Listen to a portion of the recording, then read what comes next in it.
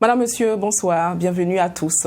Dans l'actualité de ce 1er février, le ministère en charge de l'enseignement supérieur rompt son silence pour donner des explications aux accusations portées par la Fédération des syndicats nationaux des travailleurs de l'éducation et de la recherche. Dans un instant, vous entendrez ce qu'il avance pour sa défense. Le Covid-19 n'en finit plus de chambouler nos calendriers d'activités. Le Festival panafricain du cinéma et de la télévision de Ouagadougou n'aura pas non plus réussi à échapper à ce mal planétaire et voit sa période initiale du 26 janvier au 4 mars, du 26 février au 4 mars 2021 reportée à une date ultérieure.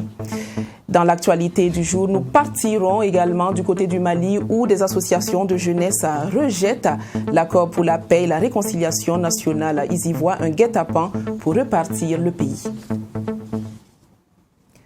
Nous commençons ce journal avec ce qui ressemble à un bras de fer entre le ministère en charge de l'enseignement supérieur et la FACINTER. Dans la matinée d'aujourd'hui, le ministère incriminé, c'est-à-dire celui en charge de l'enseignement, a donné de la voix en se prononçant sur les accusations dont il est victime. Il fait appel à l'application du décret du 9 mai 2019. Pour mémoire, la FACINTER reproche à son ministère de tutelle une volonté viscérale de bloquer les enseignants et les ingénieurs de recherche dans leur ascension professionnelle. Michael Tougri. Cette fois-ci, c'est le département de Al-Kassou Maïga qui sort de son silence. Accusé par les ingénieurs de recherche et les enseignants à temps plein du CNRST de vouloir bloquer leur carrière, le ministère des Enseignements s'explique. Et pour le secrétaire général, il n'en est rien. C'est tout simplement l'application du décret du 9 mai 2019 portant organisation des fonctions d'enseignants à temps plein et d'ingénieurs de recherche qui fait des gorges chaudes à la FACINTER, Fédération des syndicats nationaux des travailleurs de l'éducation et de la recherche. C'est qu'il y a certains qui sont là, ils sont ingénieurs de recherche depuis 10 ans, 15 ans. Ils n'ont pas soutenu leur thèse. Le décret maintenant dont vous parlez est venu en 2019 pour préciser les délais. Pour dire, de 2016 à 2019, vous qui êtes en thèse, vous devez soutenir votre thèse. Si vous arrivez à le soutenir, on vous nomme directement attaché ou assistant. À l'université, le problème ne se pose pas parce que personne ne peut rêver être ETP, aller au CAMES. Ça ne peut pas exister à l'université. Voilà, je suis moi un professeur d'université. Mais au niveau de la recherche, comme il y avait cette possibilité, on leur dit maintenant, vous prenez jusqu'au 31 décembre 2019 pour régulariser la situation, c'est-à-dire soutenir et être nommé. Dans ce dossier, les ingénieurs de recherche et les enseignants à temps plein relèvent une remise en cause du décret.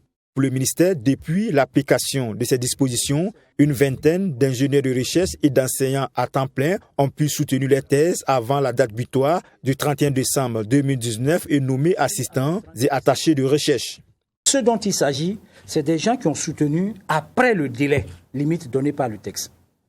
Or, le texte est clair là-dessus. À partir du 1er janvier 2020, la seule voie de recrutement, c'est le concours. Alors qu'ils viennent compétir. Quelqu'un disait que peut-être qu'ils ont peur de compétir. Nous, on ne peut pas aller dans ce sens. Mais ce qu'on sait, c'est que la compétition est ouverte. Et chaque année, on nous donne un nombre important d'assistants, assistants hospitalo et de chercheurs à recruter. Le recrutement de cette année 2020 est en cours. On vient de recevoir les dossiers et la date butoir, c'était le 29. Qu'ils compétissent pour être nommés dans les différents postes, c'est qui leur ouvre l'accès. Au ministère des Enseignements supérieurs, il n'y aura pas de compromis ni de faveur. Les 11 agents du CNRST touchés par le décret du 9 mai 2019 doivent désormais se soumettre au concours. Seuls voient le recrutement pour accéder aux emplois de l'enseignement supérieur et de la recherche. Et sur ce point, c'est un ministère qui n'entend pas fléchir sur les revendications de la FACINTER. Le service militaire est de retour au Burkina Faso. En a décidé ainsi le Conseil des ministres du 29 janvier 2021. Ce décret est certes soutenu par notre contexte sécuritaire, mais au-delà de cela, ce sont des fonctionnaires plus patriotes et plus intègres que le gouvernement veut former à l'image de l'École nationale d'administration et de magistrature qui a opté pour un service militaire pour tous ses apprenants. Cependant, que pensez-vous, vous, de cette décision? Quelques réactions au micro de Michael Tougri. Les appelés du Service national de développement SND au Burkina Faso seront désormais incorporés pour un service militaire et civique de 90 jours. Une décision justifiée par la situation sécuritaire et l'annonce a été faite par le porte-parole du gouvernement. Ce décret, naturellement, est influencé aussi par notre contexte que nous connaissons. Ce contexte, c'est le défi du patriotisme, du civisme, et puis aussi de faire en sorte qu'il y ait assez de discipline, de faire en sorte que nous bâtissons une jeunesse forte. Cette décision du gouvernement est appréciée par les citoyens. Au regard du contexte sécuritaire, il faut un minimum de connaissances dans le maniement des armes, toute chose qui permettra de se défendre en cas de menace sécuritaire. Les citoyens sont formés militairement. Vous voyez que si tout le monde était formé, on n'a pas besoin de créer école ou autre là.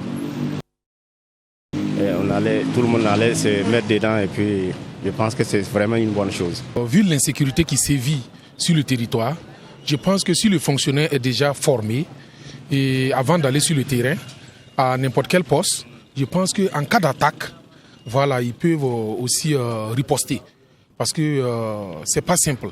Ils sont beaucoup attaqués dans leur poste. Que ce soit la douane, les enseignants et les infirmiers, ils sont beaucoup attaqués. Si aujourd'hui on a des fonctionnaires qui sont formés militairement vraiment, et ils pourront se défendre, surtout qu'il y a l'insécurité aujourd'hui au Burkina, ils pourront se défendre et sauver même certaines personnes. Moi je pense que la formation militaire est utile pour notre pays. Au-delà de cette formation militaire, ce sont aussi des valeurs d'intégrité et de patriotisme qui seront inculquées aux appelés du Service national de développement. Une manière pour le gouvernement aussi de rétablir son autorité foulée aux pieds ces dernières années. Et la discipline au sein des administrations publiques et privées devient de plus en plus une exigence, explique cette citoyenne. Personnellement, on n'a pas connu cette époque, mais je sais que des grands frères ont connu déjà l'époque ancienne, où le SND, ils appelaient ça SNP, je pense. Les gens passaient forcément par cette phase de formation militaire. Je pense qu'ils sont encadrés. C'est des valeurs qu'on veut leur inculquer a priori. Je ne pense pas qu'au-delà après cette formation-là, il puisse y avoir des dérives. Parce que je pense que c'est des gens aguerris, des gens bien formés qui vont les encadrer pour cela. Si on regarde aujourd'hui, notre pays n'est pas tranquille. Et les fonctionnaires sont confrontés à des problèmes, surtout sécuritaires. Les enseignants, les agents de la santé sont tous dans ce problème. Si les fonctionnaires sont formés au service militaire, cela va beaucoup les aider en cas de difficulté.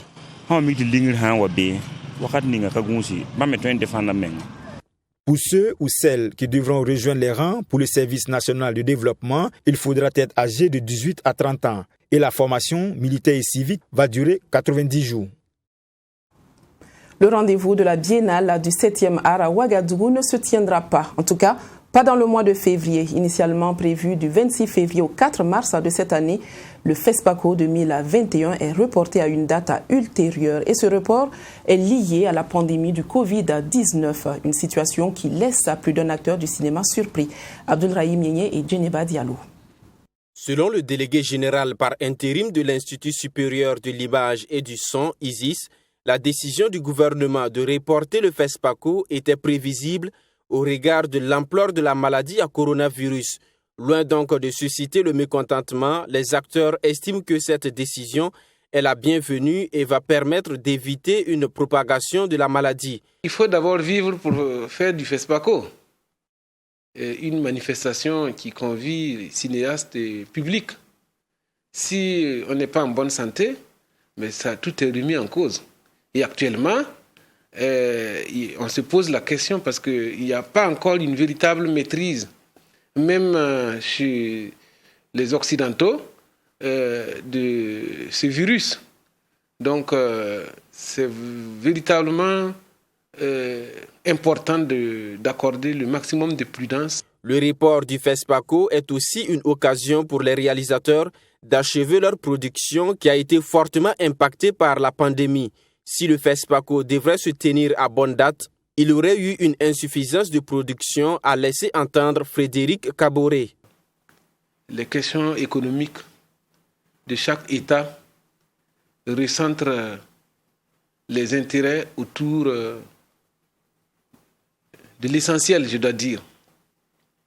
Notamment pouvoir approvisionner les populations qui n'arrivent plus à travailler pour se nourrir, approvisionner les hôpitaux pour faire face à la pandémie et réaliser des films plutôt de sensibilisation pour permettre aux populations d'avoir plus de connaissances, plus d'informations sur ce virus afin de pouvoir faire face, plutôt que de mettre justement ce minimum de moyens-là dans la production de films de fiction que nous avons connus avant cette pandémie. Donc le niveau de production certainement a baissé, vous l'avez constaté, nous aussi ici. Et, par exemple, à l'Institut ici, nous n'avons pas pu effectuer tous les tournages que nous avions prévus. Le délégué général de l'ISIS écarte l'idée d'organiser dans ces conditions un FESPACO au minima en excluant le côté festif. Pour lui, cette opinion remettrait en cause le sens même du FESPACO qui est avant tout un festival. Technologiquement parlant, je ne pense pas qu'on soit encore prêt pour faire un tel FESPACO. On peut faire des manifestations cinématographiques. Le FESPACO peut devenir des journées cinématographiques ou alors une manifestation cinématographique dans le sens où le caractère de festival n'apparaît plus. Alors on pourrait imaginer un club de jury ou des clubs de jury, toutes catégories connues, alors pour regarder des films entre eux. Donc chacun à domicile peut avoir des copies de ces films pour regarder. Et puis ils peuvent échanger par WhatsApp, ils peuvent échanger par les réseaux sociaux pour dire ils sont d'accord pour primer tel ou tel film. Mais est-ce que c'est l'objectif d'un festival? Voilà, c'est toute la question. Frédéric Kaboré souhaite que cette deuxième vague du coronavirus soit très vite maîtrisée afin de permettre aux acteurs du 7e art de reprendre le cours normal de leurs activités. En attendant, il déplore les conséquences de cette maladie sur le monde culturel dans son ensemble. Vous avez certainement déjà eu l'occasion d'apprécier les produits de l'association Neb La Bumbu. Sachez que ce groupement de femmes a fêté ses 20 années d'existence hier à Ouagadougou, créé en novembre 1999 avec juste une dizaine de femmes. Aujourd'hui, Neb La Bumbu compte plus d'une centaine, d'où un motif de grande satisfaction pour la présidente. Il faut noter que la fête a connu la participation du président du conseil régional du centre, parrain de la cérémonie, Sanata Siri. Ambiance et mobilisation des membres de l'association Neb La Bumbu ce dimanche à l'arrondissement 11 de la ville de Ouagadougou. Cette association commémore ses 20 années d'existence et de cheminement. De 13 membres en 1999, l'association Neb La Bumbu compte aujourd'hui 142 adhérents. Une évolution dont se réjouissent ses premiers responsables. Les 20 ans, ce n'est pas 20 mois, ni 20 jours, ni 20 semaines. Vous savez, pour tenir 100 et quelques femmes, il faut avoir 100 et quelques bâtons. Ce n'est pas facile. Ça n'a pas été facile, ça a été vraiment dur. De 13 femmes à 142 femmes, ce n'est pas du jeu. Je peux dire que pour l'association aujourd'hui, en tout cas, ça va de l'avant. Parce que les difficultés qu'on a rencontrées au tout début, là, aujourd'hui, là, ça commence à aller. Cette commémoration a été parrainée par le président du conseil régional du centre. Éric Tiemtoura a salué la bravoure de ces femmes et la qualité des activités qu'elles mènent au sein de leur association. Si je suis là ce soir en ma qualité de parrain, c'est d'abord au regard de la qualité des activités menées par cette association qui œuvre dans des activités similaires que nous menons au niveau du conseil régional, à savoir le tissage et l'accompagnement des femmes dans les micro-projets. Au niveau du conseil régional du centre, nous avons un programme, le PTMI, le programme de transformation et de modernisation de l'économie informelle, qui, depuis 2008, travaille dans ce sens et qui a même été sélectionné par le PADEL pour mener ses activités à l'échelle nationale. Donc vous comprenez qu'il était de bon ton que nous venions accompagner ces braves dames-là qui travaillent pour le bonheur de nos populations. En août, c'est 20 ans d'anniversaire. 20 ans, ce n'est pas 20 jours. Je crois qu'il y a lieu d'encourager ces braves femmes-là qui travaillent depuis 20 ans. L'association Nedla Boumou est spécialisée dans la fabrication des produits, notamment la pâte d'arachide, le savon liquide, le beurre de karité ainsi que le tissage. La loterie nationale burkinabé se rapproche davantage de ses parieurs, surtout de ceux de Houndé. Depuis le vendredi 29 janvier, la population de la dite ville peut procéder à des paris et suivre les courses hippiques dans son nouvel espace à courses en direct à ECD. Plus de détails avec notre correspondant Joseph Koudougou. Houndé a désormais son espace course en direct. La loterie nationale burkinabé, dans le souci de garantir un cadre convivial à ses clients de cette localité, a procédé à l'inauguration de cette salle. Et notre objectif est de permettre à la clientèle de vivre toutes les courses.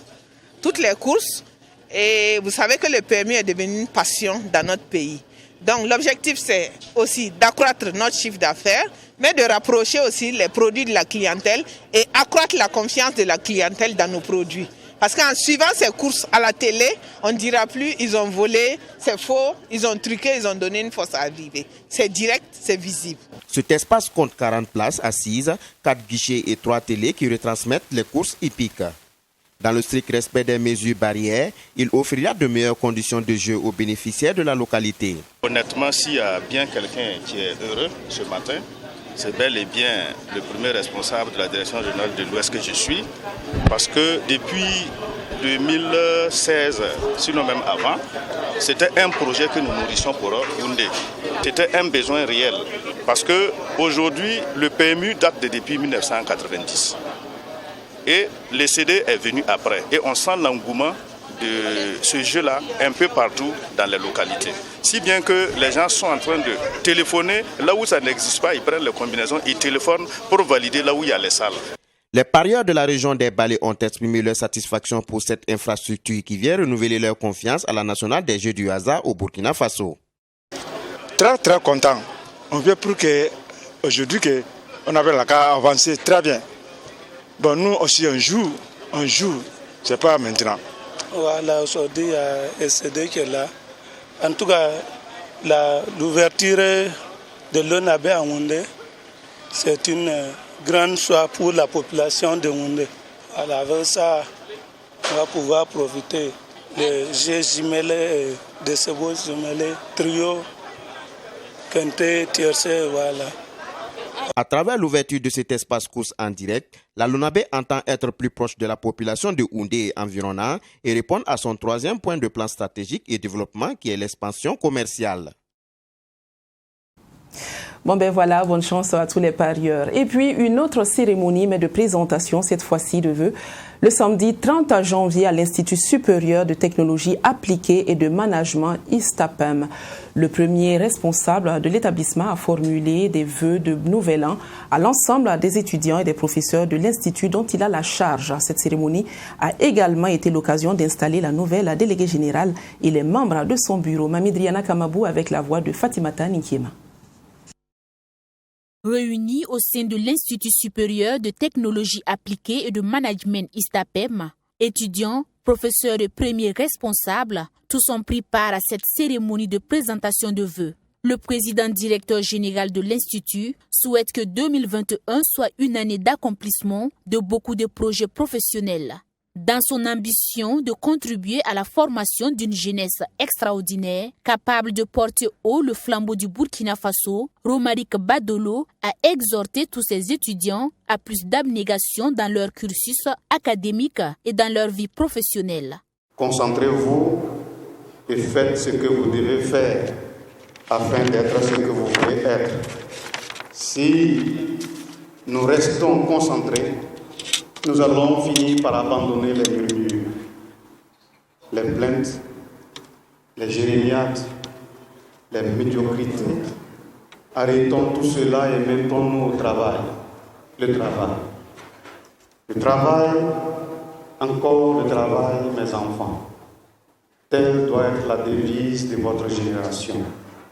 Cette cérémonie a été aussi l'occasion pour les premiers responsables de ISTAPEM d'installer la nouvelle déléguée générale et les membres de son bureau. Au nombre de 20, ce nouveau bureau a pour tâche de défendre les couleurs de l'Institut.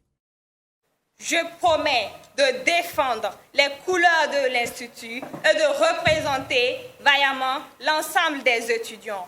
Par ailleurs, j'invite tous mes camarades à l'abnégation, au travail, car il est de notre devoir d'apporter de bons résultats pour l'image de l'école, pour notre propre image et aussi mettre nos parents dans la joie.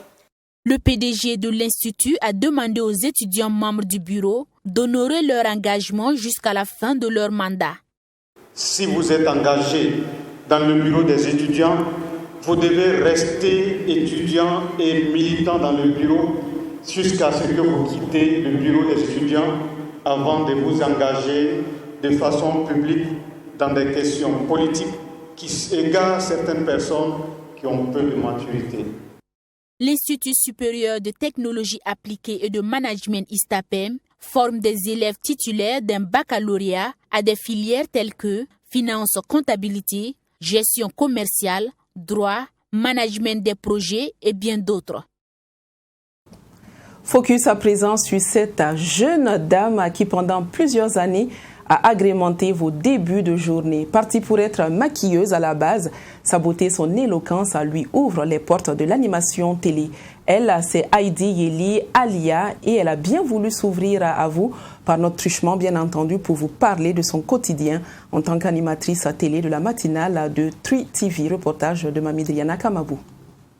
L'horloge affiche 4h30 quand Heidi nous ouvre les portes de sa maison.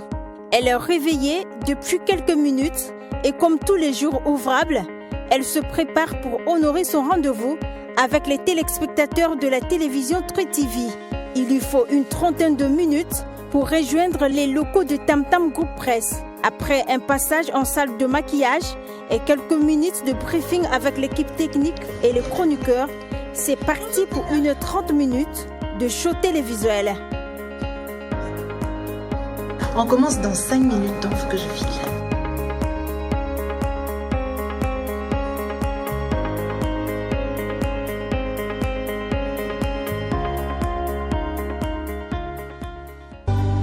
Inhilons nos peurs et brisons les chaînes qui nous tiennent en captivité. Chacun de nous est une réponse à un problème dans ce monde. Des mélodies d'avant aux astuces d'Émilie, en passant par des chroniques santé et éducation, c'est un cocktail de bonne humeur et d'informations qui sont servis aux matinaux. Au départ, il faut dire que c'est pas facile. On peut faire une dépression, on peut même tomber malade pour ça. Mais après, moi, j'avais déjà une habitude de me lever tôt à cause du boulot que je fais à côté. Du coup, ça n'a pas été vraiment compliqué pour moi de me réveiller tôt le matin parce que je l'ai inculqué en moi et puis c'est devenu une seconde nature. Communicatrice de formation, Heidi Yeli n'envisageait pas un jour embrasser une carrière d'animatrice télé. Elle a découvert cet univers en tant que chroniqueuse beauté. Avec le temps, elle a su gagner la confiance des premiers responsables de la télé interactive qui lui donnent la chance d'être présentatrice principale de l'émission. Un challenge qu'elle a relevé avec brio. Finalement, entre les pinceaux de maquillage et le micro, il n'y avait qu'un pas. Je suis arrivée en tant que maquilleuse. On m'a proposé une chronique beauté parce que c'est mon domaine. Donc, je suis passée une fois et puis le patron a trouvé que j'étais bien. Et puis, il m'a placée en tant que doublon sur la matinale. Et puis après, j'ai eu la chance de présenter l'émission. Et pour Heidi, c'est une aventure qui dure depuis 1 année et demie. Elle a gravi des échelons et dit vivre intensément sa passion avec la complicité qui s'est créée avec toute la team de la matinale. Une expérience qui l'a fait gagner en maturité, dit-elle. Je dirais que c'est une expérience assez particulière. Je pense que ça m'a beaucoup apporté, ça m'a beaucoup aidé à me canaliser parce que de nature, je suis une personne très agitée, je suis une personne très impulsive et j'ai beaucoup appris, je me suis beaucoup calmée avec cette expérience. Ce résultat a été possible, selon elle, grâce au soutien de toute l'équipe et des premiers responsables qu'elle remercie pour la confiance placée en sa personne. En n'en point douter, cette émission s'est fait une place de choix dans la grille de programmes de Street TV et a conquis les foyers. Bon vent à vous, Heidi. Et puis, dans notre page internationale au Mali, certaines associations de la jeunesse se sont retrouvées en Assemblée générale pour dire non à la mise en œuvre de l'accord pour la paix et la réconciliation nationale. Selon ces jeunes, la manœuvre de cette entente serait ensuite de procéder à la répartition du pays. La rencontre générale s'est tenue ce jeudi 28 janvier 2021 à la Bourse de Travail. Correspondance de Bourema Soulou.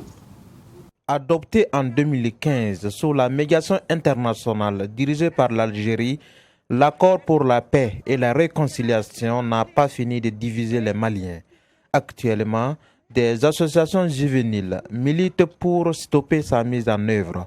Pour elles, appliquer en l'état cet accord risque de pousser à la répartition du pays. L'accord est mauvais pour le Mali parce que l'accord va vers la partition de ce pays. Quand l'armée nouvelle doit être construite sur une base ethnique ou sur une base régionaliste, je crois que ça, ce n'est rien de bon. Et également, on voit dans cet accord un projet de création de l'État de l'Azawad. Parce que certains veulent que le nord du Mali soit ce qu'on appelle Azawad. Et quand on voit l'architecture institutionnelle définie dans cet accord, ça veut dire qu'on ne parlera plus de l'État unitaire. Au mieux, on va vers un fédéralisme et au pire, la partition pure et simple du pays. La communauté internationale, à travers le comité de suivi de l'accord, presse les autorités maliennes à appliquer cet accord depuis son adoption. Mais selon Abdoul Niang, la pression internationale n'aura aucun effet sur leur détermination. Le peuple malien ne cédera à aucune forme de pression. Le peuple ne cédera à aucune forme de pression. Le peuple résiste et le peuple résistera. Et cet accord ne passera pas, c'est déjà un échec. Jusque-là, la mise en œuvre effective de l'accord pour la paix au Mali reste un défi majeur pour les autorités maliennes. Par exemple, le retour de l'État n'est toujours pas effectif dans la ville de Kidal sous contrôle de la coordination des mouvements de la Jawad SEMA, un ancien groupe rebelle signateur de l'accord de paix. Toujours à l'international, une attaque a eu lieu dimanche 31 janvier à Mogadiscio. Elle a visé un hôtel du centre de la capitale, non loin de l'aéroport international. Elle a été revendiquée par les islamistes Shebab. Des explosions et des tirs ont été entendus pendant plusieurs heures. Un bilan encore provisoire fait état d'au moins 3 morts et 6 blessés. La capitale somalienne, Mogadiscio, frappée par une attaque meurtrière d'Al-Shebab. Au moins 5 civils sont morts. Les 4 assaillants ont également été tués. Il y aurait plus d'une dizaine de blessés. Un ancien haut responsable de l'armée somalienne a aussi perdu la vie. C'est ce dimanche, dans l'après-midi, qu'une voiture piégée a explosé devant un hôtel situé près de l'aéroport, à un carrefour très fréquenté du centre de Mogadiscio. Des hommes armés ont ensuite investi le lieu et échangé des coups de feu avec les personnels de sécurité. Les assaillants se sont ensuite retranchés dans une pièce du bâtiment principal. Le siège a duré près de 6 heures. Les djihadistes somaliens Shebab contrôlaient Mogadiscio avant d'en être évincés en 2011 par les troupes de l'Union africaine qui soutiennent le fragile gouvernement fédéral. Ils contrôlent toujours de vastes zones rurales en Somalie, des régions depuis lesquelles ils mènent leurs opérations. Cette attaque s'est déroulée alors que la Somalie doit tenir des élections présidentielles et législatives avant le 8 février. Un scrutin compliqué, les désaccords entre le gouvernement somalien et les États régionaux minant le processus électoral. Et c'est la fin de cette édition. Mais avant de se séparer, un petit avant-goût sportif avec Assami Tiemtouré qui est déjà en studio. Bonsoir Assami. Bonsoir Cynthia. Bien installé? Oui, très bien installé Cynthia. Alors Assami, par qui vous faites-vous accompagner ce soir dans Sport 3? Comme d'habitude, Cynthia, je serai accompagné des chroniqueurs sur ce plateau. On les appelle, comme j'aime à le dire, les décodeurs. Ils vont s'installer au fur et à mesure. Mais déjà, il y a Ibé Cabré qui est installé toujours à l'heure. Bonsoir Ibé. Bonsoir à tous les téléspectateurs. Voilà, on attend les autres pour commencer cette émission évidemment. Bonsoir Ibé. Oui, bonsoir. Alors, Assami, quelle sera la prédominance de l'actualité sportive ce soir? Oui, et ce soir, on va parler pratiquement de football, Cynthia, mais oui, avec un sujet qui fait en tout cas l'unanimité ces temps-ci. Oui, Kamou Malo qui a été nommé superviseur général des équipes nationales. On va parler de cela pour montrer comment Kamou Malo doit avoir comme mission, quelle est sa mission dans cette affaire de superviseur général des équipes nationales. Il a été nommé par la Fédération burkinabé de football après, en tout cas, la déconvenue des États locaux au CHAN 2020. Voilà. Alors, Assami, on parle beaucoup ces temps-ci de Ahmed Belem du Raïmo FC. Alors, qu'en est-il exactement? Oui, c'est vrai. Ahmed Belem, qui était annoncé pour l'USM Alger, finalement n'ira plus. Et les dirigeants du club l'ont annoncé sur leur page Facebook. Et quelques instants plus tard, ils ont dit encore que Ahmed Belem n'ira pas. Et ce qui a été dit également, les raisons, c'est parce que des documents n'ont pas été introduits à temps, mais aussi et des problèmes de papier non convenus et des raisons aussi de cette signature-là qui n'ont pas été vues à temps. Mais le club aussi, sur sa page Facebook, a tenu à mentionner que le président de Raïmo a été très clair aussi pour dire que le joueur a été découragé par ses proches, comme quoi l'USM Alger, une équipe qui n'est pas très recommandée. Voilà pourquoi le joueur était un peu réticent et c'est ce qui a fait que la signature n'a pas eu lieu. D'accord, je pense qu'on aura davantage de détails tout à l'heure, juste après ce JT. Oui, bien sûr, dans l'émission Sport 3, je vous invite à suivre. Merci beaucoup, Assami. Très belle émission à vous et à vos invités. Sur ce, Madame, Monsieur, je vous souhaite une agréable suite sur nos antennes et je vous donne rendez-vous volontiers demain à la même heure. Bonsoir.